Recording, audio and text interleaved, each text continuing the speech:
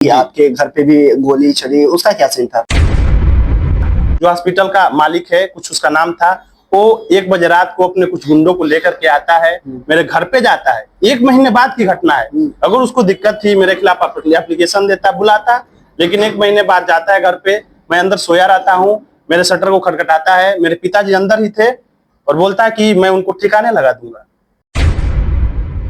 पठरवा थाना ने मैनेज कर लिया, जो दोषी उनके खिलाफ कार्रवाई नहीं किया। कुशीनगर के सीएमओ ने कार्रवाई नहीं किया।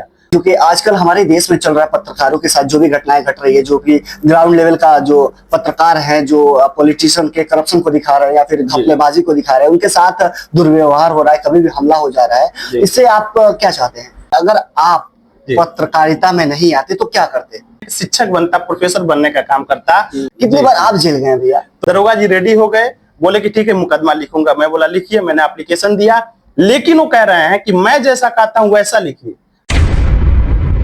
एक लियाकत अली जौहर साहब हैं, उनका बहुत बड़ा शेर है कि हमने सच कह दिया दुश्मनी हो गई, दर्द की नजर सारी खुशी हो गई, जब से बस्ती हमारी घनी हो गई, वो खुशादा सड़क के गली हो गई। तो हमने सही कहा था। सांसद जी के हैंडल से एक पोस्ट शेयर होता है, वो भी मैं आपको दे दूंगा। दबाव बनाया गया, 1 बजे रात को उनको अरेस्ट किया गया, थाने लाया गया। थाने की स्थिति क्या थी आपको बता दिया जाए। मुझसे बोला गया कि आप माफी मांग लीजिए। हम बोले कि किस बात की माफी? तो बोले कि एक लिख के डाल दो कि गलती से सांसद जी के खिलाफ टिप्पणी कर दिया हूं और माफी मांगते हूं, ऐसा नहीं होगा, फिर हम तुमको छोड़ देंगे। किसी ने दरोगा को 80,000 रुपए नहीं दिए तो उसको जेल भेज दिया गया। आप प्रेम के बारे में क्या कहना चाहेंगे? कुछ अपने शब्दों में बताइए हमारे दोस्तों। जो प्रेम गली में आए नहीं, प्रियतम का ठिकाना क्या जाने जिसने कभी प्रेम। तो मोहब्बत सबको करना चाहिए। आल हमन बेंग, जो भी धरती पे आता है, मोहब्बत बड़ी खूबसूरत चीज है। और हमारी मोहब्बत तब शुरू हुई थी जब ग्रीटिंग भेजने का काम होता था, मोबाइल नहीं था। मैंने भी मोहब्बत किया था, हमारी प्रेमिका भी है और आपकी भी होनी चाहिए, सबकी होनी चाहिए। और उन्हीं की ताकत की वजह से, मोहब्बत की वजह से ये सारी चीजें संभव हो पाती है। आजकल का डिजिटल जमाना चल रहा है, ऑनलाइन जमाना चल रहा है, आजकल मैसेज पे ही लोग प्रेम कर ले रहे हैं, उसका क्या सीन है? मतलब और पास जा रहे हैं तो कुछ और ही निकल रहा है। अभी तो एक फोटो वायरल चल रहा था, लड़का चैटिंग किया, मिलने गए तो चाची निकल आई।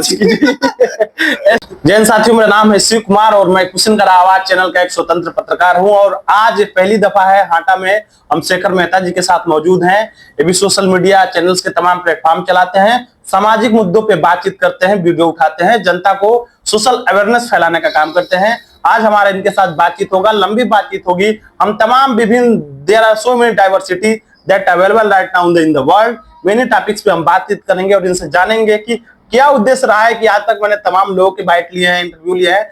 आज हमारा इंटरव्यू ले रहे हैं तो हम अपने सारे जर्नी को बताएंगे। धरातल की पत्रकारिता में क्या दिक्कतें आती हैं, क्या परेशानियां आती हैं, क्या क्या फेस करना पड़ता है, इन सारी चीजों को लेकर बातचीत करेंगे। तो आप शुरू करें इस बातचीत को। तो दोस्तों, ये हमेशा दूसरों का इंटरव्यू लेते आ रहे हैं, जैसे बड़े पॉलिटिशियन हो या फिर किसी भी बड़े मुद्दे को उखाड़ते हैं, गरीबों की आवाज को उजागर करते हैं, हम लोगों तक पहुंचाते हैं। आज हम इनके बारे में, इनके कहानियों को हम सुनना चाहेंगे, ठीक है?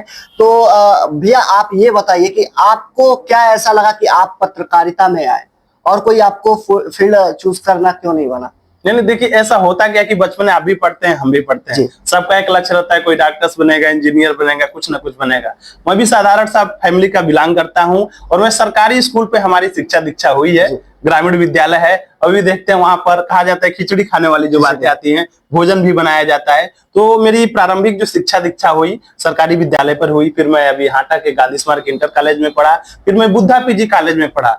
तो जन्म से ही एक व्यक्तिगत प्रतिभाएं होती हैं सबके अंदर। तो मैं भी स्कूल में कोई प्रोग्राम्स हो, कोई गाना गाना हो या कोई अनाउंसमेंट करने का काम हो, तो ये चीजें मैं करता था। तो पब्लिक जो स्पीकिंग थी मेरी ठीक ठाक थी।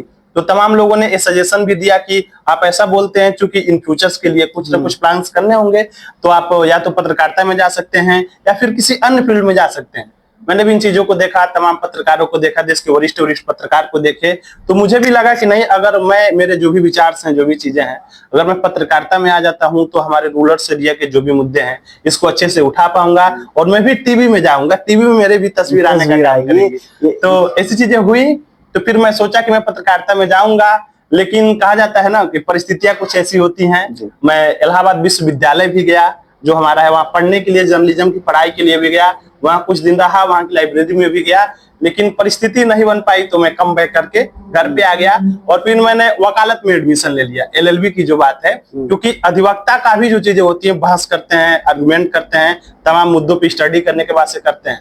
तो फिर मैंने वकालत शुरू किया, मैं पढ़ाई किया, मेरे कुछ मित्र हैं जो अभी बैठते हैं, लेकिन कहा जाता है ना कि प्रकृति जो चाहती है, ईश्वर जो चाहती है, जो चीजें होता है, तो फिर मुझे ऐसी चीजें महसूस हुई कि नहीं, मैं वहां पे बेहतर न करके यहाँ पे बेहतर कर सकता हूँ। तो मैंने 1 साल पहले, और इसके पहले भी मैं कई चैनलों के लिए मैं लिखने का काम करता था, वीडियो बना के भेज देता था।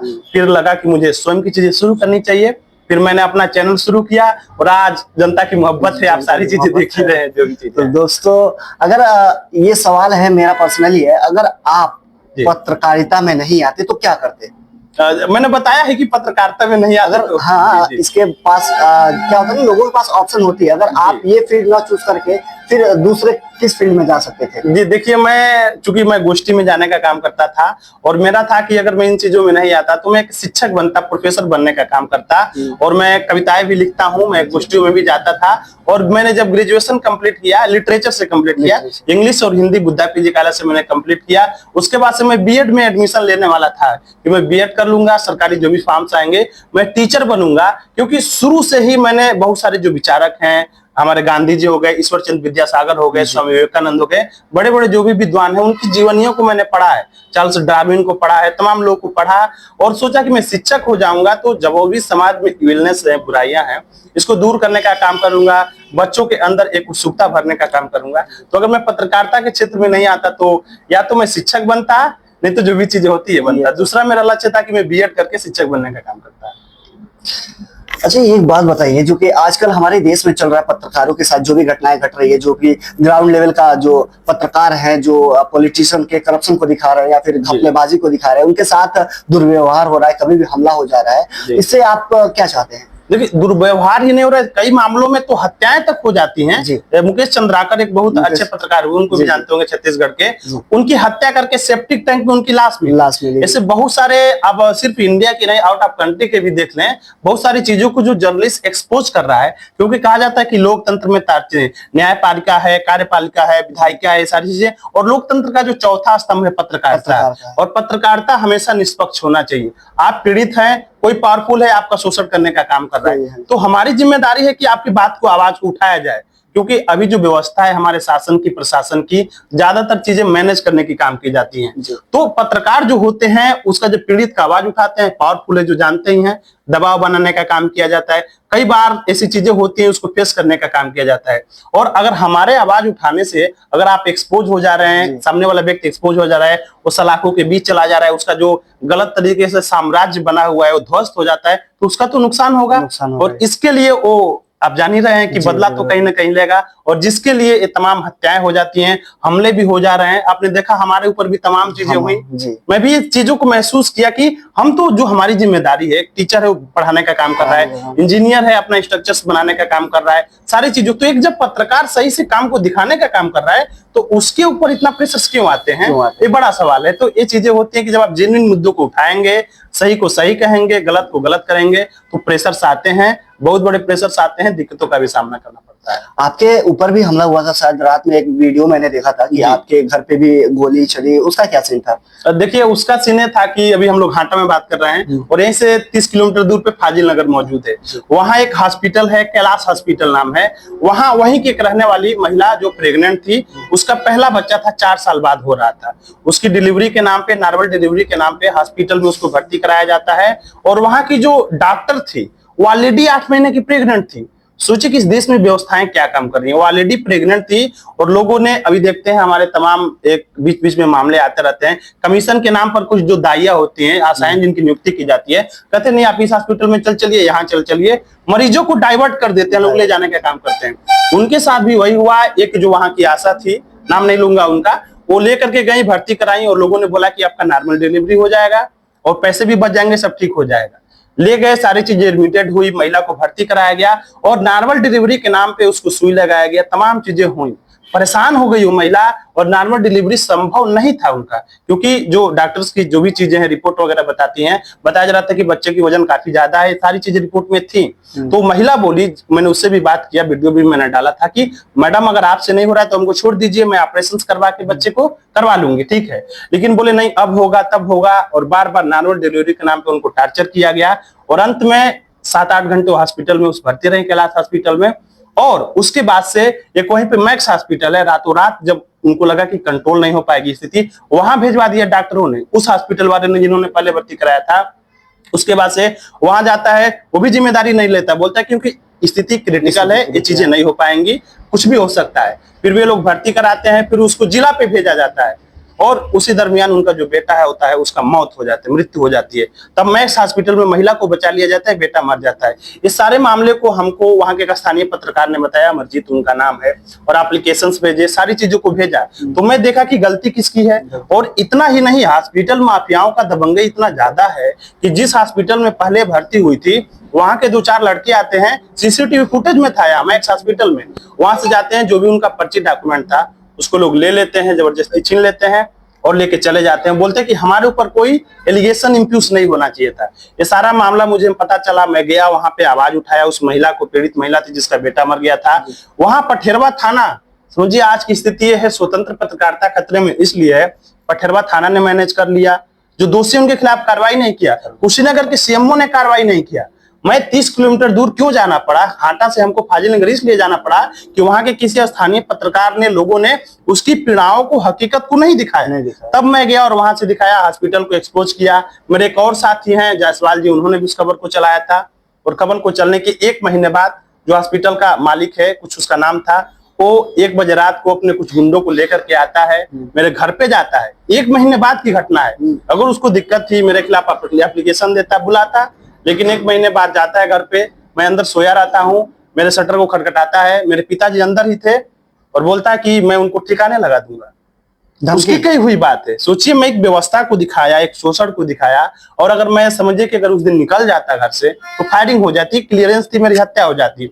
लेकिन मेरे पिताजी ने सूझबूझ का परिचय दिया और बोला कि मेरा बेटा घर पे नहीं है, आप लोग बाद में आइएगा। उसने मुझको गाली भी दिया, वहां पे सारी हमारे पास रिकॉर्डेड थी।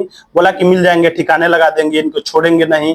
2 शूटर लेकर के आया हुआ था, उसके पास जो भी लोग थे, अब उनके पास क्या था क्या नहीं ये तो मैं निकलता तो पता चलता, लेकिन मैं नहीं निकला, और जिसकी वजह से मैं बच गया। तो एक घटना था कि मैं एक सच्चाई को दिखाया, एक हॉस्पिटल के खिलाफ करप्शन को दिखाया, एक्सपोज किया, जिस मामले को लेकर के मेरे ऊपर गोली चलाने की बात आई। और उनके खिलाफ कार्रवाई हुई या फिर अभी पेंडिंग में पड़ा हुआ? देखिए, कार्रवाई बस इतना किया गया कि उस समय के स्थानीय जो हमारा थाना है हाटा, रामसाई चौहान है, लगभग 3 बजे की घटना थी। रामसाई चौहान जी एसएचओ थे। मैंने रात को 112 नंबर को फोन किया, एसएचओ साहब के मोबाइल पे सारा डिटेल, गाड़ी नंबर भेजा, A to Z सब भेज दिया।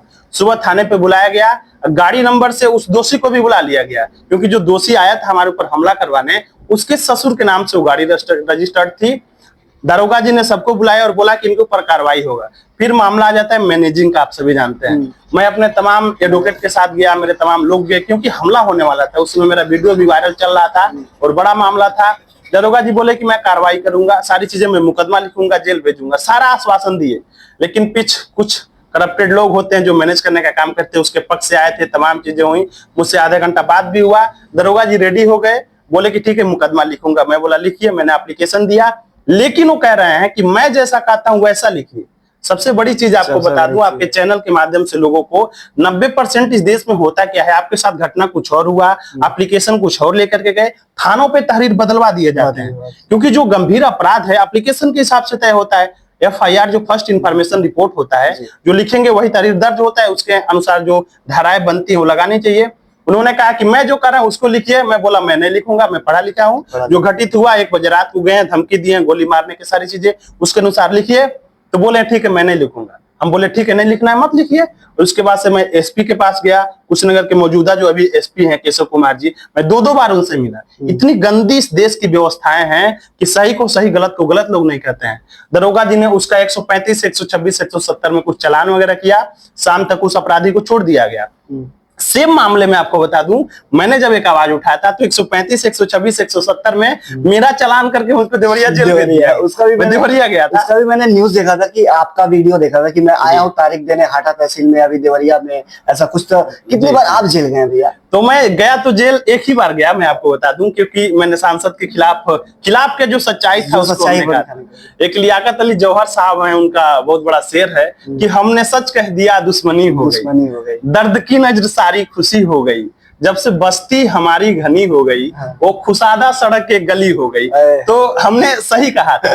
सांसद जी के हैंडल से एक पोस्ट शेयर होता है, वो भी मैं आपको दे दूंगा, और उसको मैं देखता हूँ, उसका स्क्रीनशॉट लेता हूँ। और उसी दिन मैं एक रिपोर्टिंग किया रहता हूँ बड़हरा में, नालियों की दिक्कत थी, चूंकि मैं ग्राउंड रिपोर्टिंग करता हूँ, तो उसको लेकर के मैं वहां पे दिखाता हूँ सारी चीजों को। रात को एसपी के पास फोन जाता है, अभी जो डीआईजी के पद पे प्रोन्नत हो गए हैं, इसके पहले जो एसपी थे संतोष कुमार मिश्रा जी, एसपी को फोन जाता है, थाना के एसएचओ को फोन जाता है, फोर्स मेरे घर पहुंच जाती है, 2-2 4 व्हीलर, मोटरसाइकिल, तमाम पुलिस वाले, महिला पुलिस, जेंट्स पुलिस, 1 बजे रात को। हालांकि मैं पढ़ा लिखा व्यक्ति हूं, मैं जानता हूं, मैं बोला कोई नोटिस दिखाइए, कोई वारंट दिखाइए, 1 बजे रात को क्यों ले जा रहे हैं, मैं कल सुबह आ जाऊंगा। बोले नहीं नहीं अभी चलना है, हमारे ऊपर प्रेशर आ रहा है, दबाव आ रहा है। मैं बोला अपराध तो बताइए मैंने क्या किया है। तो बोले सांसद के खिलाफ टिप्पणी की हो। मतलब लोकतंत्र में हम जी रहे हैं, संविधान के अंतर्गत जी रहे हैं, और सांसद कोई चीज डाल दिए, भोजपुरी गाना डाल दिए काजल कृष्ण राघवानी और खेसारी लाल यादव का, उसको मैं शेयर कर दिया और उस पर टिप्पणी कर दिया, तो मैं दोषी हो गया। गाना कौन सा जरा बता दीजिए हमारे दर्शकों को। गाने का मैं लिंक आपको दे दूंगा, क्योंकि गा के नहीं बता सकता हूँ, आप देख सकते हैं। सांसद जी के हैंडल से हुआ था, उन्होंने बाद में डिलीट कर लिया। और सांसद जी को जो विजय कुमार दुबे हैं, उनको इस मामले में एक प्रेस कॉन्फ्रेंस करनी चाहिए कि मेरे आईडी से पोस्ट हुआ है। क्योंकि एक जरूरी चीज बता दूं, जो भी हमारे एमपी हैं, एमएलए हैं, मिनिस्टर्स हैं, 95% उनके जो हैंडल होते हैं, कंट्रोल करने वाली उनकी टीम होती है। तो हो सकता है उनके टीम से गलती हुआ हो, वो डिलीट कर दिया, तो उनको तो माफी मांग लेना चाहिए था ना। लेकिन एक पत्रकार उसको दिखाया, दबाव बनाया गया, 1 बजे रात को उनको अरेस्ट किया गया, थाने लाया गया। थाने की स्थिति क्या थी आपको बता दिया जाए, ह्यूमन राइट का क्या ही चीज बताया जाए। थाने में बिल्कुल गंदगी पड़ी हुई है, जो जेल जो बंदी गृह होता है वहां था, बाथरूम गंदा बसा रहा था। मुझसे बोला गया कि आप माफी मांग लीजिए, एकदम जरूरी बात बता रहा हूँ जो लोगों के साथ घटित हुआ होगा। हम बोले कि किस बात की माफी, तो बोले कि एक लिख के डाल दो कि गलती से सांसद जी के खिलाफ टिप्पणी कर दिया हूँ और माफी मांगते हूँ, ऐसा नहीं होगा, फिर हम तुमको छोड़ देंगे। थाने में एसएचओ की कही हुई बात है। हम बोले सर जब कुछ गलत ही नहीं है तो इसमें माफी वाली क्या सी बात है, गलती तो सांसद के द्वारा हुआ है ना, भोजपुरी गाना का उन्होंने डाला है, और वो भी कोई गलती नहीं है, भोजपुरी है तो है। अब उन्होंने कहा कि नहीं मानोगे, हम बोले नहीं मानेंगे। बोले ठीक है। उस दिन संडे का दिन था, सुबह बोली 11 बजे छोड़ूंगा, 12 1 करके 5 बज गया। 5 बजे एसडीएम को फोन किया गया, मुझको यहाँ पे लाया गया, और 151 जिसको बताया जाता है, बोला जाता है आमतौर पे शांति भंग की जो धाराएं हैं, उस धारा में सांसद के दबाव से, एसपी के दबाव से मुझको 4 दिनों के लिए देवरिया जेल भेज दिया गया। 14 दिन के लिए भेजे थे, लेकिन 4 दिनों बाद मेरी रिहाई हो गई और वहां से मैं निकला। जेल में भी किसी से साथ आपकी दोस्ती हुई थी? कोई लड़का के बारे में आप बता रहे थे, बेगुनाह था, उसको फंसाया गया था, ऐसा क्या सीन था? जी जी, देखिए क्या है कि मैंने बहुत किताबों को पढ़ा, आपको बताया, गांधी जी भी जेल काटे हुए हैं, भगत सिंह ने काटा, जो भी बड़े बड़े रिवोल्यूशनरीज हुए हमारे देश के, जिन्होंने प्राण न्यौछावर कर दिया, सबने जेल काटा हुआ है। तो वहां 72 कैदी थे, मैंने काउंटिंग किया सारी चीजों को। पहले दिन मैं शाम को 7 बजे जेल पहुंचा, सारे कैदियों को देखा, जीवन में पहली बार मैं जेल गया था। फिर सारे कैदियों को देखा, अगले सुबह मेरा वहां पे मेडिकल वगैरह कुछ हुआ, जो वहां का रूल्स होता है, अंगूठा लगा, सारी चीजें हुई, और मैं वहां पे गया। एक लाइब्रेरी होती है, अगर आप कभी जेल जाएंगे तो जेल में कैदियों के कुछ अधिकार होते हैं, तो वो लाइब्रेरी में मैं गया, और वहां पे लिखा होता है कैदियों का हक अधिकार क्या है। तो मैं बोला मैं पढ़ा लिखा बंदा हूँ, कोई अपराध, गाली गलौज, हत्या, बलात्कार के तो आया नहीं, क्योंकि मैंने तो अपने जनप्रतिनिधि की आलोचना की है। फिर मैं गया वहां पे, किताबें लेकर आया, मोटी सी किताब, उस किताब का नाम है, सबको पढ़ना भी चाहिए, उत्तर प्रदेश में गांधी। उसको मैं पढ़ा, सारे कैदी जो थे, किताब का ही नाम है उत्तर प्रदेश में गांधी। सारे कैदी मुझसे जुड़ने लगे, तमाम वार्ता होने लगी, मैं सबकी पीड़ाओं को जानने लगा कि आप किस लिए आए हैं। कोई 70 साल का कैदी है, तुम किस लिए आए हो बाबा, कोई है 50 साल का भी, आप किस लिए आए। तो सबकी बातें सुनने लगा, और जब मैं बताता था तो लोग मेरे पास बैठ जाते थे। जेलों की स्थिति ये थी कि जहां मेरा बेड था, एक छोटा सा बेड था, वहां पे सब लोग एक बड़े से हाल में रहते थे, सबकी बातें होने, सारे के सारे कैदी मेरे दोस्त हो गए थे। ये सारी चीजें हुई थी मेरे साथ। मतलब जैसे कि आपने बताया किसी से मिलने गए थे आप, पर्सनली एक लड़का था, उसको फंसाएगा, तो उसके बारे में मैं पूछ रहा हूँ। जी, तो उसकी कहानी ये है कि जब मैं जेल गया, जब मैं आउट आ गया जेल से, तो जिस दिन मेरी रिहाई थी, इसको बता दूं, कैदी मेरे पैर पकड़ के रोने लगे बोला यही जाता है कि राधे श्याम शिव कुमार मेरे पिताजी का नाम है, आपकी रिहाई है। तो जब मैं निकला तो इतना घनिष्ठता हो गया था 4 दिनों में, तमाम लड़के जो निर्दोष थे, किसी ने दरोगा को 80,000 रुपए नहीं दिए तो उसको जेल भेज दिया गया। इससे कई हुई बात है। किसी के मामले में सांसद पैरवी कर रहा है, देखिएगा उनको जेल भिजवा दीजिए। ऐसे लोग थे। कोई बुजुर्ग आदमी 40 साल पहले लकड़ी काटा था, काटा कोई और था, दर्शाया कुछ और गया, पुलिस ने उसको उठा के भेज दिया। तो ऐसी पीड़ाओं को मैं महसूस किया कि भाई इतने इनोसेंट लोग क्यों जेलों में हैं, मैं इसका कुछ करूंगा। और उसी समय बैरक नंबर 18 में मेरे साथ ही एक लड़का था, पुरैनी का रहने वाला, उसने एक लड़की से प्रेम विवाह किया था। लड़की उसके घर में रह रही थी, शादी कर लिया, लड़की उसके घर में रह रही है, सारी चीजें हुई। और उसके बाद से उसकी मां ने अज्ञात के खिलाफ मुकदमा दर्ज कराया। ये लोग पकड़े गए तो फिर लड़की की मां ने बोला कि मैं मुकदमे वापस लेना चाह रही हूँ और लड़की शादी कर ली है तो कोई बात नहीं, इसको छोड़ दिया जाए। लेकिन जो दरोगा जी थे, मैं उस वीडियो को भी डाला था और रील काफी वायरल हुआ था, कई लाख लोगों ने उसको देखा था। वो बोले कि कुछ पैसे दे दो तब मामले को कंप्रोमाइज हम करवा देंगे अपना चार्जशीट वगैरह लगा करके। लेकिन उसके पास इतने पैसे नहीं थे कि वो दे पाए। मामला बढ़ता गया, लाखों की डिमांड किए गए थे, नहीं दे पाया तो दरोगा जी दूसरा चार्जशीट लगा करके लड़की का गलत बयान दे दिला करके और उसको जेल भेज दिए। वो लड़का पूरी दास्तान को बताया तो मेरे अंदर एक दर्द था कि अगर मैं निकलूंगा तो इसकी पैरवी करूंगा। मैं जेल से आया, मैं उसके घर पे गया, उसके वकील से मिला जो उसके एडवोकेट थे, उसके पूरे फाइल को पढ़ा, पूरे मामले को देखा और वकील साहब का से पूरी बात बताया। उसके माँ बाप का मैं मुझसे जो हो सकता था हेल्प भी किया और फिर मैं मिलने के लिए भी उससे गया और बताया कि तुम बहुत जल्दी छूट जाओगे, तुम्हारी रिहाई भी हो जाएगी। और कुछ ही दिनों बाद सारा मामला ठीक रहा और उसकी रिहाई भी हो गई। पहला कैदी था जिसको मैंने पैरवी करके लोगों से मिलकर के बाहर भी निकलवाया। तो ये सारी चीजें यही होती है गाइस, ग्राउंड लेवल का जो रिपोर्टिंग करता है उसका पावर ये होता है भैया। क्योंकि अगर आप लोग नेशनल एंकर को देखते हो, कभी किसी को देखे नहीं होगा कि जो नेशनल का न्यूज बनाता है कभी जेल में जाए अपने न्यूज के द्वारा। जाते हैं तो सिर्फ ग्राउंड लेवल के जो रिपोर्टर होते हैं, जो मुद्दों को उठाते हैं, गरीब की आवाज को उठाते हैं, वो जाते हैं। जी जी जी। अभी आपका एक और भी मैंने वीडियो देखा था, उसके हेडिंग पे लिखा था घूस का अड्डा हाटा तहसील। इसका क्या सीन है? घूस का अड्डा हासा तहसील मैंने इसलिए बताया कि अभी आपने देखा होगा कि एक यहाँ के लेखपाल साहब हैं, उनके साथ मैंने माइक लेकर के तहसील में घुस गया था। तारीख पे तारीख हो दे रहे थे। मैं उनके तारीख से बिल्कुल परेशान हो गया था। मैं उनसे परमिशन लिया। लोग कहते हैं एसडीएम साहब गुस्सा हो गए हमारे पे, बोले कि तुम मीडिया वाले हो कैसे अंदर घुस गए। मैं विदाउट परमिशन नहीं गया, तहसील में परमिशन लिया उनसे, मैं आपसे बात करना चाहता हूँ। बोले ठीक है बात करिए। मैं गेट पे, तहसील गेट पे इंट्रोडक्शन दिया अपना, वहां पे गया, उनसे बात किया, काफी वायरल भी हुआ। मतलब ये सारी चीजें वायरल भी हुई। और उसके बाद घूस का अड्डा इसलिए कहा कि आज भी आप देखेंगे अभी जन्म प्रमाण पत्र बन रहा है, मृत्यु प्रमाण पत्र बन रहा है। जो सिटीजन इस देश में पैदा हो रहे हैं, जो बच्चे पैदा हो रहे हैं, उसके नाम पे सरकारी फीस बहुत कम सा है। लेकिन ब्लॉक पे जाइए, यहाँ पे जाइए, वहां पे जाइए, कोई 200 कमीशन मांग रहा है, कोई 500 मांग रहा है। आदमी घनचक्कर बन जा रहा है। मतलब बार बार घूम करके समय तो समय व्यतीत हो रहा है, पैसे तो पैसे व्यतीत हो रहे हैं। छोटे से मामले के लिए, पैमाइश के लिए पैसे मांगे जाते हैं, मामले मैनेज हो जाते हैं। तो हमको तमाम लोगों ने पीड़ा बताया, व्यक्तिगत मुझे महसूस भी हुआ, ये सारी चीजें हुई। तो इसलिए मैंने कहा था कि ये घूस का अड्डा है, तहसील बन चुका है, जिसको जनता के समाधान के लिए बनाया गया है। जिन अधिकारियों की नियुक्ति की गई है जनता के समाधान के लिए, वहां जो पैसे लगना ही नहीं चाहिए। कोई पेशकार है वो पैसे मांग रहा है, कोई मुंशी वो पैसे मांग रहा है, तो घूस का ही तो अड्डा है। इतना ट्रांसपेरेंटी कहाँ है? इसलिए मैं उस वीडियो को डाला था कि घूस का अड्डा हांसा तहसील। हालांकि वो वीडियो वायरल भी हुआ और बहुत सारे लोग अब जुड़े भी, बहुत सारे लोगों का काम भी हुआ। तो सारी चीजें थी, ये मामला था। मतलब हमारे कुशीनगर जिले का एक ये मुद्दा हो गया है कि जो भी कुशीनगर जिले में जो भी अस्पताल है, सामुदायिक सरकारी अस्पताल हो या फिर प्राइवेट अस्पताल हो, लोग अगर सड़क दुर्घटना हो रहा है या फिर कोई सीरियस तबीयत खराब हो रहा है तो लोग गोरखपुर ही क्यों भागते हैं? अपना जिला में क्यों नहीं कोई ऐसा अस्पताल है कि लोग भरोसा करके वहां पे जाए? इस बारे में क्या कहना देखिए, अस्पताल तो है, ऐसा नहीं कहा जाता कि अस्पताल नहीं है, क्योंकि गांव-गांव अस्पताल बने हुए हैं, छोटे-छोटे स्तर के मेडिकल्स हैं। अपना कुशीनगर में भी बहुत बड़ा अस्पताल है, अपने हाटा में भी हाल ही में रिसेंटली हुआ है। लेकिन जो इक्विपमेंट चाहिए, जो मशीनें चाहिए, एक्सरे करवाने हैं, किसी का अल्ट्रासाउंड कराना है, वो बाहर जाके 600-800 रुपए दे रहा है। अस्पताल में फ्री क्यों व्यवस्था है? हाटा, अपना जो हाटा है, यहाँ भी अल्ट्रासाउंड मशीनें हैं, लेकिन सबकी नहीं हो पाती हैं। तो जो इक्विपमेंट चाहिए, जो जरूरी चीजें चाहिए, आपको बीमारी कुछ और है, बड़ी बीमारी है, क्योंकि इसीलिए तो एम्स भी बने हुए हैं, बीआरडी मेडिकल कॉलेज बना हुआ है।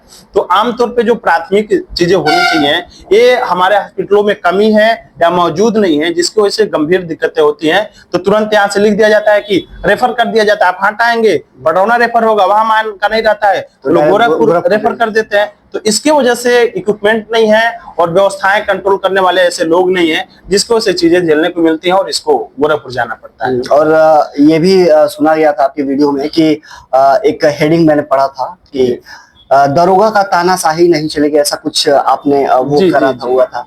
वही वीडियो था, मैं बताया कि था। मैं पड़ौना कोर्ट में गया था और उसी दिन का मामला था। चार्जशीट भेजनी होती है, आपको बता दिया जाए 90 डेज का जो इन्वेस्टिगेशन होता है।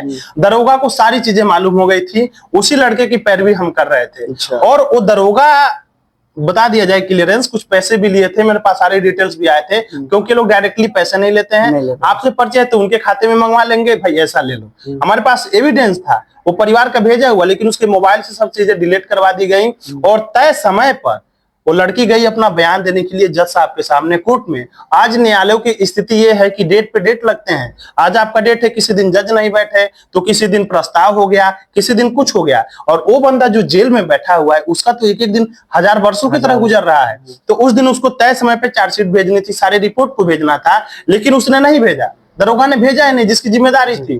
तो उस मामले में हमने वकील से मिला और तुरंत एक एप्लीकेशन बनवाया गया। और वो जो लड़की थी जिससे उसकी शादी हुई है, उसने जाकर के एसपी साहब को दिया, मौजूदा एसपी जो थे, कि इस मामले के लिए रिपोर्ट नहीं भेजे हुए हैं। तब जाकर के उसने अगले दिन भेजा, जबकि उसी दिन उसको भेज देना चाहिए था, एक दो दिन बाद भेजा। तो मैं कहा कि जिसको अपने ड्यूटी कर्तव्य परायण बढ़िया से करना चाहिए था, वो कर ही नहीं रहे, तो क्या है, तानाशाही नहीं है तो और क्या है। इसीलिए मैं लिखा था कि दरोगा की तानाशाही नहीं चलेगी। और जब एप्लीकेशन दिया गया, बड़े अधिकारी तक मामला गया, तो उसने वहां पे भेजा, तो अगले दिन वो आ गया, उसका बयान वगैरह हुआ, कुछ दिन बाद वो लड़का रिहा हो गया। तो ये मामला था, ये वाला मामला था। और मैंने ये चीज मैं आपसे पूछने वाला था कि आप पत्रकारिता करते समय कितना टाइम हो गया आपको करते करते ये चीज? ये तो कभी 3-4 वर्ष हो गए, क्योंकि पहले मैं एक दिल्ली क्राइम प्रेस है, उसके लिए लिखता था। कोई मामले होते थे तो लिख देना, मैटर को भेज देना, उसको भेजता था स्क्रिप्ट जी, सारी चीजें। कोई घटना हुआ, मान लीजिए एक्सीडेंट हुआ, पीड़ितों का नाम, क्या क्या चीजें हुई, सारी चीज डिटेल लेके भेजता था। तो धीरे धीरे अनुभव मिला, मुझे कुछ किताबें पढ़ी, सारी चीजों को जाना। और ग्राउंड लेवल की जो पत्रकारिता है, मैं पिछले साल मार्च में, अभी मार्च आने वाला है, 1 मार्च से शुरू किया। और ग्राउंड लेवल पे मतलब जबरदस्त मैंने मेहनत किया, जनता से जुड़े मुद्दे उठाए, मानहानि झेला, नोटिस झेला, मेरे ऊपर हमले हुए। तो जो ग्राउंड लेवल की पत्रकारिता है, तन मन धन पूरे पावर के साथ करने की चीज है, 1 साल से मैं जबरदस्त लेवल पे इसको कर रहा हूं। मतलब ये भी मैं आपसे पूछने वाला था कि अगर आप पत्रकारिता, स्वतंत्र जो पत्रकारिता करते हैं, अगर आप स्टार्ट किए, क्या क्या चैलेंजेस फेस करने पड़े? मतलब जो गांव के प्रधान हैं, अभी मैं उस पर बात करने वाला हूँ, जो कि आपको धमकी भी मिला था कि अखिया फूट गई बा, तो रखिया फूटल बा, एक टाली बालू गिरल बा, लेबर फसल बना पोखरा टोला पर, वो जितना वायरल करे हमार बतिया कर दो, सिस्टम में रह, समझलो। ऐसा कुछ, ये क्या सीन था? वो सीन था, वो मेरे गांव का एक पड़ोसी गांव है टिकरी करके, वहाँ के एक प्रधान जी है नंद किशोर जी, नोखेलाल के नाम से जाने जाते हैं। तो वहाँ का सीन ये था कि वहाँ के एक बच्चे ने हमको फोन किया, उसकी 15-16 साल उम्र थी। भैया मैं आपका वीडियो देखता हूँ और मेरे गांव में नालियों की दिक्कत है, आप थोड़ा आके वीडियो बना देंगे? प्रधान जी सुनवाई नहीं कर रहे हैं। ग्रामीणों ने, उन बस्ती के लोगों ने प्रधान जी से कहा था, लेकिन प्रधान जी नहीं सुन रहे थे। तो मैं गया तो देखा वाकई सारे जो भी घर के दूषित जल हैं सड़कों पे बह रहे हैं, लोगों को दिक्कतें हो रही हैं, बच्चे जा रहे हैं तो वो स्लिप खा करके गिर जा रहे हैं। तो उस मामले को लेकर के मैं उस दिन रिपोर्टिंग किया और फिर प्रधान जी से बात भी किया। प्रधान जी ने कहा कि आप चिंता मत करिए, 2 महीने बाद इस नाली को हम बनवा देंगे, बजट में चल रहा है, सारी चीजें होंगी। मैं ठीक है, वो वीडियो डाला, थोड़ा बहुत चला, सारी चीजें ठीक थी। लेकिन प्रधान जी ने 2 महीने का टाइमिंग दिया था। मैं प्रधान जी से 2 महीने बाद भी फोन किया उनको, मैं उधर से गुजर रहा था, 2 महीना 10 दिन हो गया था और वो काम प्रधान जी नहीं करवाए थे। मेरी स्कूटी जा रही थी, स्लिप खा गई, तो मैं फोन किया कि प्रधान जी आप बोले थे 2 महीने बाद मैं नाली बनवा दूंगा, क्यों नहीं बनवाए? तो प्रधान जी हमको थोड़ा सा लाइटली नहीं लिए, बोले कि ठीक है आप परेशान मत, ये बनवा देंगे। फिर मैं एक वीडियो बनाया, फिर उसको चला दिया और वो वायरल हो गया काफी चीजों को लेकर के। और प्रधान जी उस वीडियो को देख लिया, प्रधान जी तिलमिला गए और फिर उन्होंने कहा था, मिलियन में लोगों ने उसको देखा कि शिव कुमार बोलता रहा, तो इनका जो शब्द था तो वो था। और वो जो धमकी है, मैं थोड़ा सा क्लिप डाल दूंगा, आप इंटरेस्टिंग भी लगा और मजा भी आया, आप लोग थोड़ा सा देख लेना वो चीजें। तो उनको भी कोई लखनऊ से उनके पास फोन आया जी, चूंकि अब इस बीच में ह्यूमन राइट से भी जुड़ गया हूँ, ठीक है, foundation freedom justice human right protection का मैं जिला अध्यक्ष भी हूँ, जुड़ गया था। तो जब हमारी ये बातें वायरल हुई, अब सोचिए क्या स्थिति है पत्रकारिता की इस समय। प्रधान जी 90% लोगों को मैनेज करने का काम करते हैं, तो उनको लगा कि इसको तो मैं मैनेज नहीं कर पाया और बिना परमिशन के गाँव में चला गया। उन्होंने सारी चीजें कहा है कि कुचला हो, हाई कैला हो, भोजपुरी वाली जो ठेठ भोजपुरी है, वही चीज तो ये सारी चीजें हुई। और उनकी जो बातें थी वो कहीं ना कहीं बहुत मतलब उस टाइप की थी जो आदमी को चोट पहुंचाती है। सारी चीजें हमसे कह रहे हैं कि मेरा बालू दग गया है, तुम्हारा आंख फोड़ दूंगा, तो ये गलत चीजें थी। आधा ताली बालू दो गई। जी जी जी, ऐसा कुछ मैंने भी वीडियो में देखा था। हाँ, तो ये बातें थी। तो हमारे ह्यूमन राइट वाले लोग हैं, तमाम लोग जुड़े थे, वायरल हुआ, लोगों ने उसको सुना और फिर प्रधान जी को अनकाउंटलेस नंबर में फोन आए, कई 100 फोन आए। प्रधान जी बिल्कुल परेशान हो गए और आज की स्थिति है कि नाली बनवाया गया, जबरदस्त नाली बनाया, आपको बता दिया जाए। और दोनों साइड, एक साइड बनने वाला था। आजादी के इतिहास में वैसा काम नहीं हुआ था जो प्रधान जी ने फिर उस वायरल होने के बाद से करवाया। प्रधान जी माफी भी मांगे, हम भी एप्लीकेशंस बना लिए थे, अधिकारियों से मिलेंगे, लेकिन बातचीत हुआ, माफी मांगे। तो हमारी दुश्मनी थोड़े उनसे, हमारी जिम्मेदारी है, आप जनता के जनप्रतिनिधि हैं, हम पत्रकार हैं, तो हम उसको दिखाएंगे जो आप नहीं कर पा रहे हैं। आप काम करवा दीजिए, कोई मामला विवाद ही नहीं है। तो प्रधान जी ने काम भी करवा दिया और आज सड़कों पे पानी नहीं बहता है। सारी जनता मुझको आशीर्वाद देती है, जो भी बुजुर्ग है, माताएं बहनें, सब लोग आशीर्वाद देते हैं। तो ह्यूमन राइट वालों ने फोन किया, उनको बताया, तो माफी वगैरह मांगे, ये सारी चीजें जी। और 10 साल से लगभग वो वहाँ के हाँ, दो बार से कंटिन्यूसली प्रधान है और हमेशा से शिकायत ये रहा कि नाली बनी नहीं रही। जी जी जी। और वो ये भी बोल रहे थे कि बस एक ही तरफ का सुनोगे, हमारा भी सुनो। उनका क्या सुनना, क्या उनका सुनना था कि वो ऑफ कैमरा सुना रहे थे। आपकी सच्चाई बता दिया जाए, एक पक्ष जो होता है, जनता मान लीजिए पूरी पक्ष हो गई, पक्ष विपक्ष का बातें है कि कोई बुजुर्ग महिला है जो शिक्षित नहीं है, उसके दरवाजे से गंदा पानी बह रहा है, तो उसकी बात तो सुनना है। बुजुर्ग व्यक्ति है, लड़का है, तो ग्रामीण वर्सेज प्रधान हो गया था। तो ग्रामीणों का कहना था हमारी बात को उठाइए, इसको काम करवाइए। और प्रधान जी का कहना था कि हमको थोड़ा समय दीजिए, मेरा पैसा नहीं रिलीज हुआ है, अभी थोड़ा मैनेज कर लेते हैं आपको, ये सारी चीजें थी। तो हमने बताया कि भाई अब बताइए ना क्या कहना चाह रहे हैं, आपकी भी बातें सुने, ऑन कैमरा बताइए कि सरकार आपका पैसा नहीं दे रहा है, रिलीज नहीं हो पा रहा है, फंड नहीं आ रहा है, ये भी तो पीड़ाएं हम दिखाने का काम करेंगे। लेकिन प्रधान जी ऑन कैमरा आने के लिए तैयार नहीं थे। तो ये उनकी बातें थी, तो जिसकी वजह से वो कह रहे थे एक ही पक्ष को सुना रहा है। मैंने प्रधान जी की दूसरे पक्ष को सुनने की कोशिश की, लेकिन वो ऑन कैमरा नहीं आए। जब कैमरा पे नहीं आएंगे तो कैसे क्या सुना जा सकता है। तो ये बातें थी, यही चीजें हैं। और ये भी बात सामने आती है कि अगर जो भी इस समय पॉलिटिक्स में आ रहा है, ठीक है, जो भी नाम मैं नहीं लूंगा किसी भी पार्टी का, जो भी आ रहा है, अगर उसके खिलाफ, जैसे एक ये हो गया, गांव का प्रधान हो गया, उसके लेवल के विधायक हो गए, मुख्यमंत्री हो गए, जो भी चीजें हैं, अगर मुख्यमंत्री के लिए कुछ बोला जाए तो उतना वो पैरवी नहीं करेंगे, नहीं सुनेंगे। लेकिन अगर प्रधान के खिलाफ कोई आवाज उठाता है तो क्या सेप्टिक टैंक में जाना उचित है? देखिए, बहुत बड़ी बात है। स्थानीयता के जो संघर्ष होते हैं, स्ट्रगल्स होते हैं, बहुत खतरनाक होते हैं। मैं मुख्यमंत्री की आलोचना कर सकता हूँ, प्रेसिडेंट की आलोचना कर सकता हूँ, प्राइम मिनिस्टर की, लेकिन ग्राम प्रधान की आलोचना कर दूंगा तो अभी एक शब्द बहुत चल रहा है समाज में, मौत का दावत दोगे भाई। अगर आप गांव के प्रधान के खिलाफ आवाज उठाए, उनके करप्शन को दिखाए, उनके धांधली को दिखाए, तो भैया पता नहीं कब कहाँ रहोगे, आप लोगों को खुद ही नहीं पता चलेगा। तो ये डर बहुत है। आप प्रधानमंत्री के बारे में गाली दे दोगे, बोल दोगे, चलेगा, कोई पैरवी, कोई सुनवाई नहीं होगा। लेकिन अगर गांव के प्रधान के बारे में बोलोगे तो आपके साथ अगले दिन क्या होगा कोई नहीं जानता। ये चीजें अब ज्यादा सुनने को मिल रही है, देखने को मिल रही है। अभी आपने देखा यूजीसी का विरोध चल रहा है, तमाम लोगों ने अपने देश के sitting prime minister Narendra Modi ji को गालियां दिया यूजीसी के विरोध में।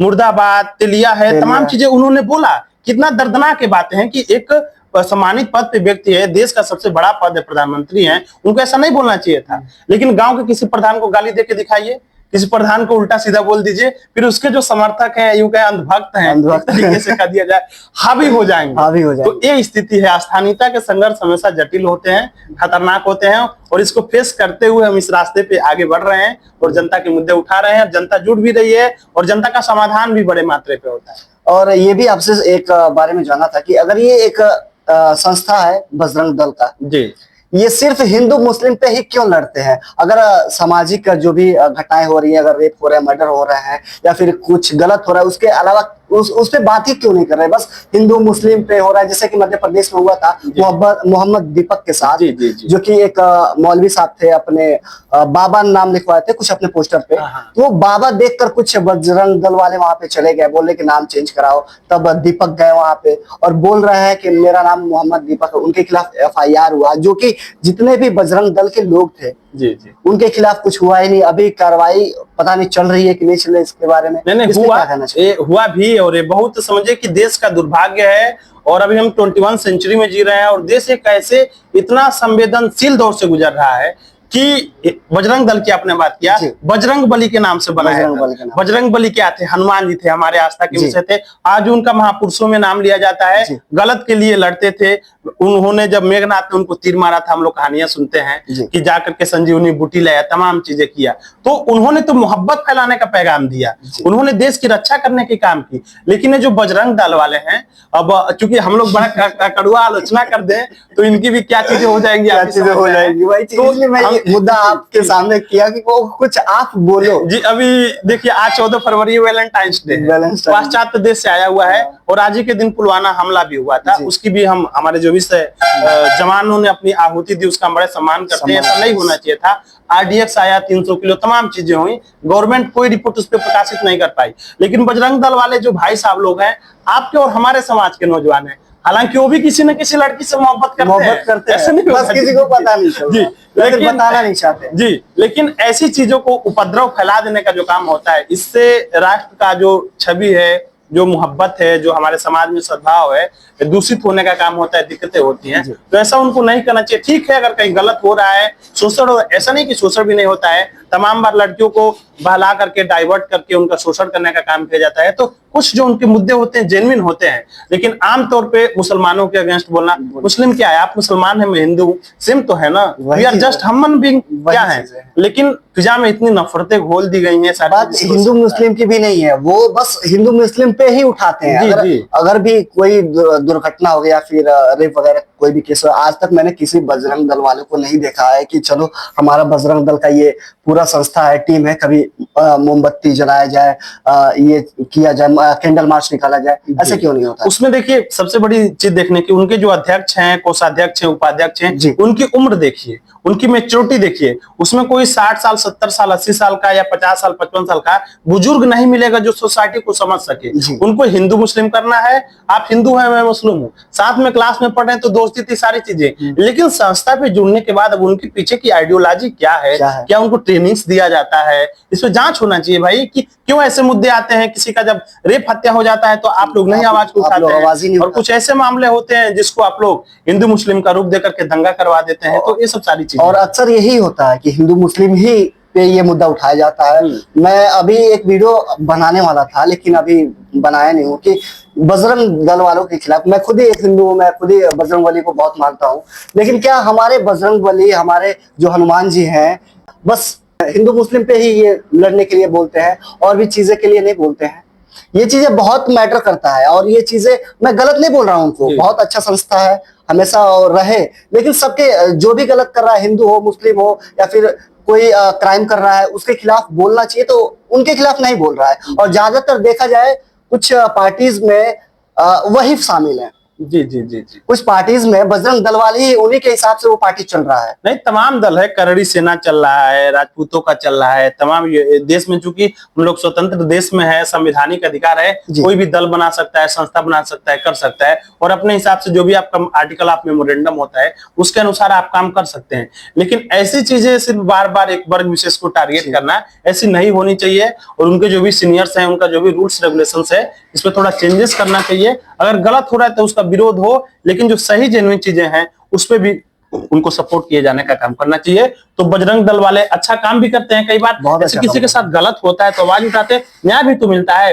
लेकिन ज्यादातर ऐसी चीजें देखने के लिए जब आती हैं, वहां पे कुछ मामले कुछ और हो जाते हैं। तो ये चीजें हैं, मैं खुद ही पर्सनली उन लोगों को बहुत रिस्पेक्ट करता हूँ, लेकिन मैं आप लोगों से ये गुजारिश करूंगा कि आप लोग गलत चीजों को भी ज्यादा दिखाओ, उनके खिलाफ बोलो। जो हमारे हिंदू हो चाहे मुस्लिम हो, जो ये भाई ना कहे कि ये बस ये दल जो है हिंदू के लिए है, नहीं, क्योंकि हमारे देश में मुसलमान भी बेटियां हैं, हिंदू भी बेटियां हैं। गलत दोनों लोगों के साथ हो तो आप बस हिंदू के साथ तो जाओगे नहीं, मुसलमान भी तो है, वो भी तो अपने देश के, अपने घर की लड़की है।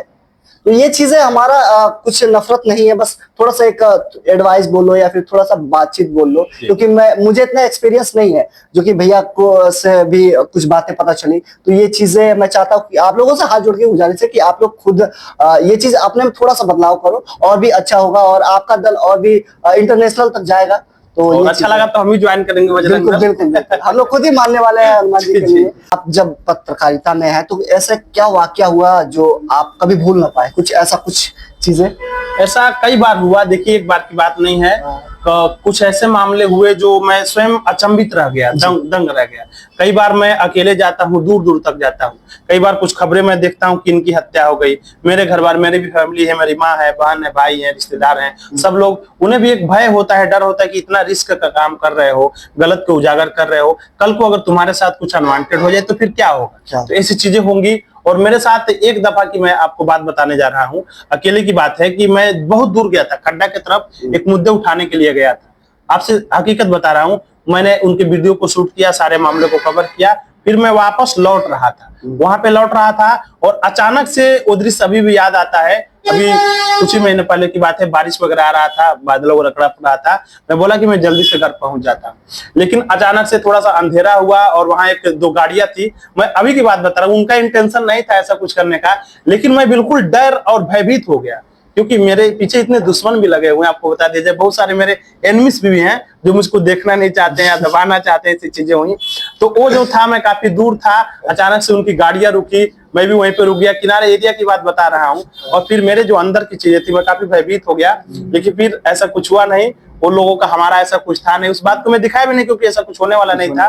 फिर मैं वहां से निकल आया, लेकिन वो बार बार याद आता है कि मैं कहीं जा रहा हूँ, शाम को हो जाए, कोई अचानक से आ जाए, मुझको हमला कर दे, मैं अकेले हूँ तो क्या होगा। तो इस बात को लेकर के मैं कभी भूल नहीं पाता हूँ कि शाम का दृश्य था, बारिश का माहौल था, ऐसी चीजें हो रही थी, अचानक से कुछ गाड़ियां रुकी हुई थी, एक रास्ते से मैं गुजर रहा था और मुझको लगा कि शायद ये मेरा अंतिम दिन है, हो सकता है यहाँ कुछ हो जाए, लेकिन अब जाको राके साइयां मार सके ना कोई। तो ये चीजें थी, तो उसे मुझे कभी कभी याद आता है। लेकिन वीर तुम बड़े चलो, वीर तुम बड़े चलो वाली बात है, तो मैं चलता गया। मेरा सवाल ये था कि क्या अगर आपके पास पैसा है, पावर है, तो कानून आपके जेब में है, आपका कानून कुछ नहीं बिगाड़ सकता? नहीं, ऐसी बात नहीं है, बिगाड़ सकता है। आप कितने हाल ही का मामला अभी सामने आया, कानपुर का एक्सीडेंट जो हुआ है, आपने अगर न्यूज देखा हो? हाँ, मैं देखा हूँ, जान रहा हूँ। शिवम मिश्रा का जो मामला है, लैम्बोर्गिनी की जो बात है, देखिए कानून सबको इक्वल बनाया गया, और ये गलत नहीं कहा जा सकता है कि भारत में रूल्स बनते हैं तोड़ने के लिए, कानून का दुरुपयोग भी होता है। अगर आपके पास पैसे हैं, पावर हैं, तो पैरवी कैसे होता है, मैं भी आपको बता दूं। कई सारे बड़े बड़े अधिकारी, बड़े बड़े नेता भी हमारे जाल में कई बार फंसे, मामले को मैनेज करने की कोशिश की जाती है। आप बड़े अपराधी हैं, आपके पास पैसा है, सारी चीजें हैं, तो आपके लिए तमाम लोग पैरवी करेंगे, बड़े से बड़े वकील रखे जाएंगे, बड़े से बड़े लोग एक्सपर्ट रखे जाएंगे आपको बचाने के लिए। लेकिन कानून तो सेम है ना, अगर आपका दोष सिद्ध हो गया तो आप जाएंगे। आप देख सकते हैं बहुत सारे देश के चीफ मिनिस्टर्स हैं, वो भी जेल में गए हैं, तमाम ऐसे लोग हैं जो आजीवन कारावास झेल रहे हैं। तो ऐसी तमाम सारी चीजें हैं। कानून का दुरुपयोग जरूर होता है, लेकिन अगर सही से पैरवी करने वाले वकील हैं, सही से लोग हैं, अगर उसको करते हैं तो ठीक होगा। कानून का दुरुपयोग नहीं किया जा सकता है। कुशीनगर जिले में एक एंटी करप्शन व्हाट्सएप नंबर जारी किया गया था, जो कि एसपी सर के द्वारा जारी किया गया था, जो हमारे कुशीनगर के एसपी हैं उनके द्वारा। तो उससे क्या लाभ होगा लोगों को, हमारे दर्शकों को, कुशीनगर के लोगों को क्या लाभ होने वाला है? देखिए, कुछ ही महीनों पहले कुशीनगर के एसपी साहब जो हैं, केशव कुमार जी, अच्छा काम भी कर रहे हैं और भ्रष्टाचार विरोधी तमाम रूल्स देश में भी बने हुए हैं। लेकिन जिले लेवल पर उन्होंने एक नंबर जारी किया, इसलिए कि कोई भी पुलिस विभाग का अधिकारी, क्योंकि उनके डिपार्टमेंट के ऊपर लगातार अंगुलियां उठती रहती हैं। आप देखते होंगे आज की जो जनता है पुलिस विभाग से संतुष्ट नहीं रहती है। कई बार पुलिस के अच्छे चेहरे भी आते हैं, पुलिस ने अच्छा काम करता है, लेकिन पुलिस का र्यूमर्स फैला दिया गया है या उनके कार्यों की वजह से, एक्शन की वजह से इतना वो हो गया है कि लोग विश्वास नहीं करते। तो उन्होंने एक नंबर जारी किया कि अगर किसी भी विभाग के थ्रू गलत काम किया जाता है, कोई कमीशन मांगता है, अपने ड्यूटी में लापरवाही बरतता है किसी प्रकार से, तो आप उसकी शिकायत उस पर दर्ज करा सकते हैं। कोई आपके पास क्लिप है, वीडियो है, प्रूफ है, एविडेंस है, आप भेजेंगे, आपका पहचान गुप्त रखा जाएगा और उस पर कार्रवाई भी की जाएगी अगर वो जारी करेंगे आम जनता के लिए, क्योंकि सरकार का भी यही लक्ष्य होता है कि जनता को ज्यादा से ज्यादा तक सुविधाएं उपलब्ध करवा जाए। तो कुशीनगर एसपी साहब ने उसको जारी किया था। सुनने में भी आया कि एक दो लोगों के खिलाफ ऐसी शिकायतें मिली, प्रूफ भी मिला, तो शायद एक्शन भी लिया गया, किसी को लाइन हाजिर भी किया गया। तो उसका भी नंबर दिया हुआ है। अगर आपको किसी प्रकार से दिक्कत महसूस होता है, कोई विभाग का दरोगा है, इन्वेस्टिगेशन के नाम पर, मुकदमा लिखने के नाम पर, फर्जी मामले में किसी को आपको फंसाने की कोशिश करता है, पैसे मांगते हैं किसी प्रकार का, तो आपका जिम्मेदारी था उस पर शिकायत करना। आपके पहचान को गुप्त रखते हुए अगर वो गलत पाए जाते हैं तो उनपे उनकी जिम्मेदारी थी कार्रवाई करना, इसलिए वो नंबर जारी किया गया था। अभी वो जारी भी है, चल भी रहा है। तो ये नंबर मैं आप स्क्रीन पे दे दूंगा, आप लोग देख लीजिएगा। ये नंबर बहुत जरूरी है आपके लिए, आपके घर वालों के लिए। जो भी चीजें हैं, ये चीजें क्या होता है ना कि अगर इस समय जो सिचुएशन चल रहा है, अगर हमारे साथ पुलिस खड़ा हो जाए ना, तो हम लोग असहज महसूस करेंगे, हम लोग सेफ महसूस नहीं करेंगे, क्योंकि वो हमारी सुरक्षा के लिए खड़ा है। लेकिन आप नहीं चाहेंगे कि वो हमारे साथ रहे। तो ये चीजें हो रही हैं, बढ़ रही हैं, तो इसके खिलाफ ये चीज नंबर जारी किया गया कि अगर कोई पुलिस वाला आपके साथ करप्शन कर रहा है, रिश्वत की मांग कर रहा है, तो आप वीडियो बना सकते हैं गुप्त रूप से और उस नंबर पे भेज सकते हैं। जो भी सरकारी कर्मचारी होगा, पुलिस कर्मचारी होगा, उसके खिलाफ कार्रवाई की जाएगी। तो और बहुत लोग भी लाइन हाजिर भी हुए हैं, इसका फायदा हो रहा है। तो नंबर स्क्रीन पे है, आप लोग देख लीजिएगा। और ये भी आपसे एक सवाल था कि अगर कोई लड़का, जो नया लड़का हो, अगर मीडिया लाइन में ग्राउंड रिपोर्टिंग करना चाहता है, तो क्या उसको संदेश देना चाहेंगे? सबसे पहले तो ये है कि आपके पास नॉलेज होना चाहिए। Education is the most powerful weapon, आप जानते हैं। किताबों का अध्ययन होना चाहिए, स्किल, बोलने की स्किल, शैली होनी चाहिए। अभी हाल ही में किताब रिसेंटली पढ़ रहा था, उसमें दिया गया कि खबर बनाना पत्रकारिता नहीं है, खबरों को बनाना पत्रकारिता नहीं है, खबर को बताना पत्रकारिता है। कैसे आप अपने एक्सप्रेशंस कह पाते हैं, कोई घटना घटित हुआ है जनता तक, क्योंकि पब्लिक ही देखती है, पब्लिक तक किसी खबर को कैसे पहुंचा पाते हैं, उनके दिलों तक कैसे पहुंच पाते, उनको घटना कैसे समझ में आ पाता है, ये पत्रकारिता है। तो जो भी ग्राउंड रिपोर्टिंग करना चाहता है, उसके पास ग्राउंड रिपोर्टिंग करने के लिए जरूरी जो इक्विपमेंट है, अभी मोजो जर्नलिज्म चल रहा है। मोजो जर्नलिज्म का मतलब मोबाइल पत्रकारिता। हमारे पास मोबाइल है, आपके पास मोबाइल है, कोई मामले हुए शूट किए, हर कोई इन्फ्लुएंसर बना हुआ है, क्योंकि आर्टिकल 91 जो है, अभी व्यक्ति की स्वतंत्रता है, उसके अंतर्गत तो चीजों को बोल सकते हैं। तो जो भी कोई लड़की है या लड़के हैं, उनको पत्रकारिता में आना है तो किताबें तो जरूर पढ़ना चाहिए, इसकी जो बारीकियां है उसको जानना चाहिए, नॉलेज जरूर होना चाहिए, बोलने की स्किल, शैली होनी चाहिए। घटना स्थल पर जाए तो क्या घटित हुआ है, क्यों घटित हुआ है, कैसे हुआ है, क्या प्रशासन कर रहा है, दोनों पक्षों की जानकारी लेना। कोई घटना हुआ, मान लीजिए किसी ने किसी को गोली मार दिया, क्राइम का मामला है, क्राइम रिपोर्टर का मामला बन रहा है, राह चलते हुए किसी ने किसी को गोली मार दिया, आप एक ग्राउंड रिपोर्टर हैं, वहां पे पहुंचते हैं तो घटना तो थोड़ा सा पता लगाएंगे ना, कैसे आप एक्सप्लेन कर पा रहे हैं, जनता को समझा पा रहे हैं। ऐसे ना समझाया जाए कि लोगों के अंदर भय व्याप्त हो जाए, लोग डर जाएं, इस तरह से उस स्टोरी को आप बता पाए, समझा पाए कि लोगों को लगे घटना क्यों हुआ, कहाँ हुआ, कैसे हुआ। तो नॉलेज बहुत जरूरी है, बोलने की शैली बहुत जरूरी है। घटनाओं में दो पक्ष होता है, हमेशा जानते हैं, एक वादी एक प्रतिवादी होता है। कभी कभी मामले सरकार से रिलेटेड होते हैं, सरकार का कोई स्कीम्स होता है, इनको बताने की जिम्मेदारी होती है। तो इसको समझते हुए, इन सब चीजों को करते हुए कोई भी नौजवान पत्रकारिता में आ सकता है। आप भी आ सकते हैं, लेडीज जेंट्स कोई भी आ सकता है। और पत्रकारिता बहुत अच्छी फील्ड है, आपके अंदर करेज होना चाहिए और ये चीजें होना चाहिए कि फाइट फॉर ट्रूथ, मतलब सच्चाई के लिए लड़ने की ताकत होना चाहिए। नहीं तो आज भी बहुत सारे ऐसे मामले आते हैं, आवाज उठता है कि वो पत्रकार बिक गया, वो इस मामले को दबा दिया, ऐसी चीजें आती हैं। और अभी भी देखिए, मैं आपको एक घटना बता देता हूं। हमारी शुरुआती दौर की जब पत्रकारिता थी, मैंने एक महिला का आवाज उठाया, कोई नहीं सुन रहा था, वो अपनी एप्लीकेशंस तक नहीं लिख पा रही थी, लंबे समय से उनका शोषण किया जा रहा था, लोग डराते थे, धमकाते थे।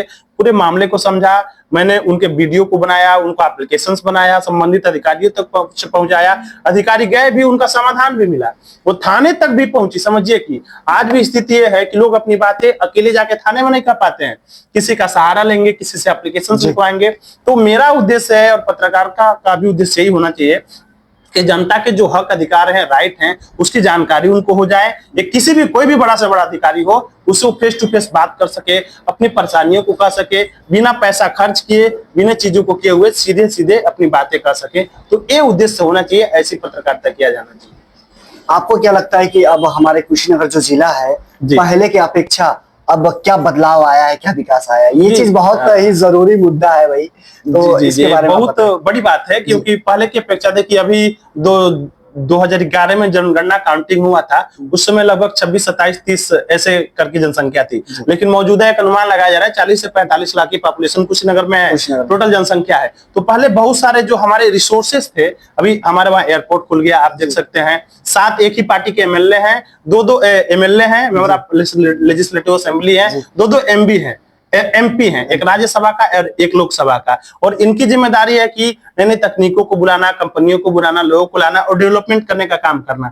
तो बस अड्डे भी तमाम खुल गए, बन गए। हर गांव-गांव में देखा जाए तो तमाम सरकारी जो भी योजनाएं चल रही हैं, सड़कों का जो विस्तार हुआ है, अच्छे सड़कें भी लगातार पहुंच रही हैं, बहुत सारे गांव में नहीं पहुंची हुई हैं। तो पहले ये सब सारी फैसिलिटी नहीं थी। अभी आप देखेंगे साइबर कैफे खुल गया हर गाँव में, तमाम ऑनलाइन की चीजें हो गई हैं ऐसे, और इंटरनेट की पहुंच भी हो गई है हमारे कुशीनगर जिले में।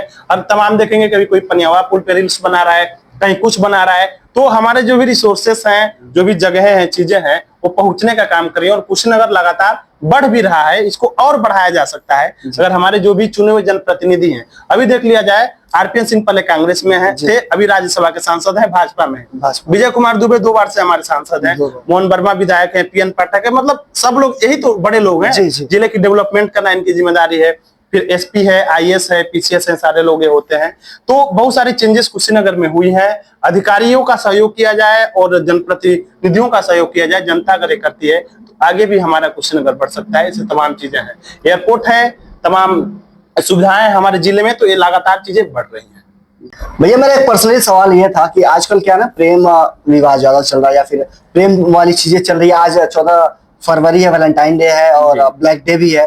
तो आप प्रेम के बारे में क्या कहना चाहेंगे, कुछ अपने शब्दों में बताइए हमारे दोस्तों। राजन जी महाराज का एक बहुत वायरल गीत है, आप जानते हैं कि जो प्रेम गली में आए नहीं, प्रियतम का ठिकाना क्या जाने जिसने कभी प्रेम। तो मोहब्बत सबको करना चाहिए। आल ह्यूमन बीइंग जो भी धरती पे आता है, मोहब्बत बड़ी खूबसूरत चीज है। और हमारी मोहब्बत तब शुरू हुई थी जब ग्रीटिंग भेजने का काम होता था। मोबाइल नहीं था, व्हाट्सएप नहीं था, और खत लिखने वाली जो बात है, हालांकि मैं कविताएं वगैरह लिखता था, वही मोहब्बत थी। हम वो मोहब्बत आज भी है, और जब तक हम इस यूनिवर्स में रहेंगे तब तक रहेगा। तो मुझसे भी एक जने को मोहब्बत हुआ था, आज भी मेरा मोहब्बत कायम है। और आपको, हमको, सबको मोहब्बत करना चाहिए, क्योंकि मोहब्बत और प्रेम से बड़े कुछ है ही नहीं दुनिया में। आज देखेंगे तमाम लोग एकाकीपन जीवन जी रहे हैं, लाखों करोड़ों अरबों रुपए के उनके पास है, लेकिन खर्च करने के लिए नहीं है, मोहब्बत नहीं है, परिवार नहीं है, फैमिली है।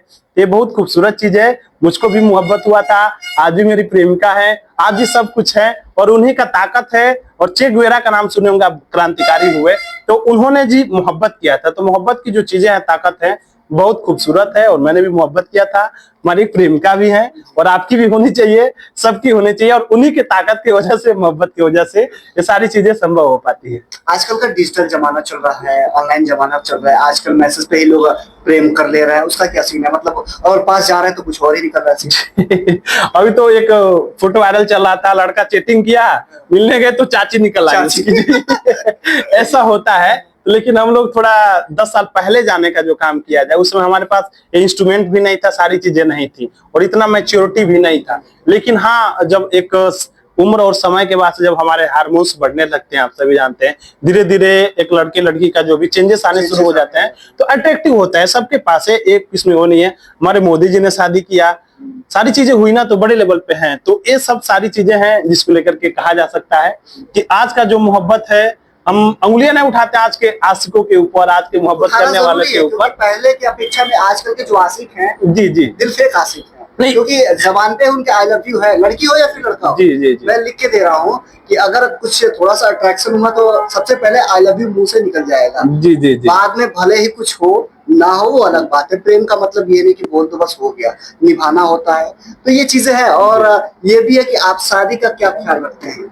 शादी सबको करना चाहिए, और आपके बारे में बात हो रही है। हमें भी शादी करनी है। और यूं कहे कि एक तरीके से मेरी शादी हो भी चुकी है, जल्द ही आप कहेंगे तो भाभी से भी मिलवा देने का काम करेंगे, सारी चीजें ठीक ठाक रही तो। और सबको शादी करना चाहिए, क्योंकि एक उम्र के पड़ाव के बाद से आपको एक सहपाठी की जरूरत पड़ती है, सबको जरूरत पड़ती है। क्योंकि जो भी धरती पे लोग आए हुए हैं, कुछ लोग ब्रह्मचर्य हो जाते हैं, कुछ चीजें हो जाती हैं। आपने देखा तमाम ऐसे लोग, हमारी लता मंगेशकर जी हुई, अकेले उन्होंने पूरा जीवन दिखा दिया, लेकिन उन्होंने जो मुकाम हासिल किया है, उन्होंने जो उपलब्धि पाया है, उसको आप वो नहीं कर सकते हैं। लेकिन मृत्यु के दिनों में, अंतिम दिनों में उनका कुछ स्टेटमेंट वायरल हुआ।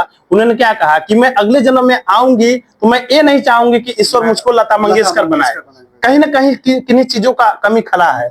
बहुत सारे हमारे अटल बिहारी वाजपेयी जी हुए, बहुत सारे ऐसे लोग हुए। तो सबको शादी करना चाहिए, और बाकी ये व्यक्ति का निजी मसला है और निजी स्वतंत्रता है, कौन क्या करता है, ये सारी चीजें इस पे टिप्पणी नहीं करना चाहिए। दोस्तों, अगर आप लोगों को नहीं पता था कि भैया की शादी हुई है नहीं हुई, लेकिन हो गई है, वो भी लव मैरिज शादी हुई है, जो कि शायद अब रिवील हुआ होगा, इससे पहले किसी भी वीडियो में आप लोग नहीं देखे होंगे। तो भैया आज का ये पॉडकास्ट यहीं पे समाप्त करते हैं। जी जी। और आप लोगों को हमारा पॉडकास्ट अच्छा लगा तो इस वीडियो को लाइक करना, और कमेंट में ये चीज जरूर मेंशन करना, बताना कि भैया के साथ हमारी बातचीत कैसी रही, और अपना राय जरूर देना। ठीक है, बहुत बहुत जय जय भारत।